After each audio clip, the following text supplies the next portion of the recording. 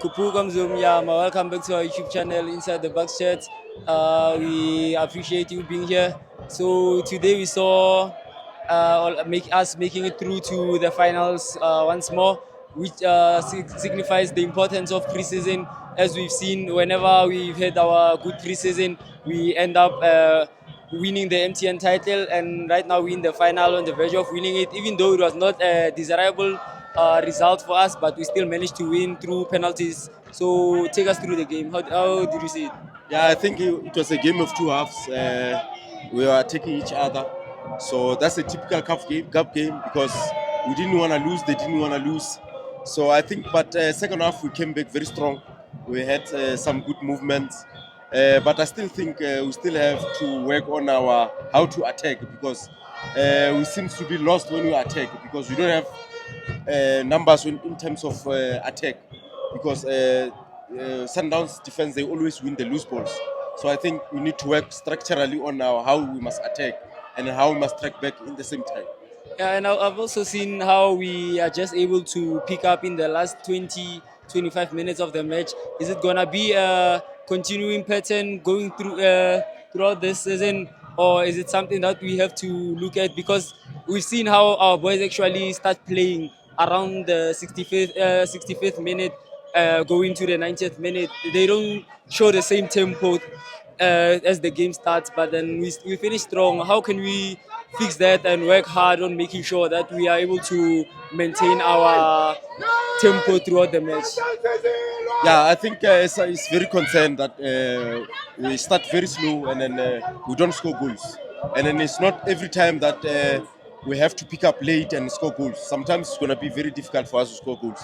So I think, to be honest, that's my concern. We need to work on how we attack because that's been our downfall for the past 4 games. We don't really start well. Also defending the set pieces. I think we still have a lot of work to do, more especially when we attack, when we defend. Yeah, I agree. We really struggle in terms of dealing with the aerial balls in terms of set pieces. But then what I've seen today that actually caught my eye and impressed me was how the coach was brave enough to substitute Tito in the first half of the match. He didn't really care how the supporters would receive it or whether he just did whatever was best for the team. And I was really impressed with that. So, what was the coach's thought going to that decision and actually saying, I'm going to play someone else on the position because Tito is not giving us anything, even though it was still the first half of the match? Yeah, I think, but even though after the sub of Tito, I don't think we had someone that changed the game on that position because I really don't think Mufukeng can play as a 10 because I saw at the end of first half we were playing 3 players on the right, which is Shandu, Sebelebele, and Mufukeng was also drifting to the sideline. So I think we need to get our cut right and who to play there, what kind of formation we need to use. Yeah, I also think Mufukeng is not really doing well as a 10. We've seen him tried even the previous season. We've seen him play a couple of games as a 10, but he's not really effective in that position. He actually strives better when he plays on the right or on the left. But then the coach at least was able to come up with another plan, although we were not so effective. But I think like how the bravery he showed in today's game made sure that we come back and we actually force the game into penalties where we know that Asipochen will never disappoint us. What is it that he has that other goalkeepers don't have? Because it seems he's mastered the art of saving penalties, especially against Mokoena. He's just, yeah. No, I believe Shipochaine is the best goalkeeper after Senzo and Bomunipi. He's such a good goalkeeper. Wonderful.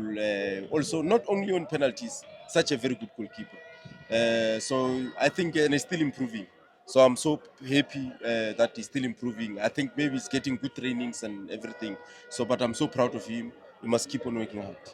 So yeah, in closing, what would you like to say about the final? How are we going to approach it? What are your expectations?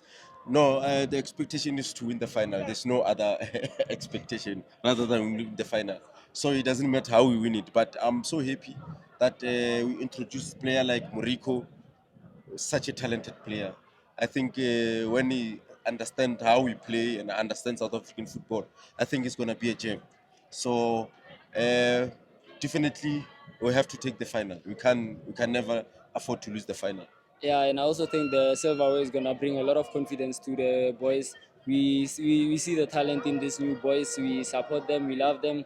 Hopefully, the way he's now integrating these players into the Pirates culture is really gonna help them grow as players, because there are a lot of expectations for whoever is signed by Orlando Pirates. So hopefully they're gonna grow, and by the time we get to the final, we'll have all the players fit, competing for the positions and making sure that we don't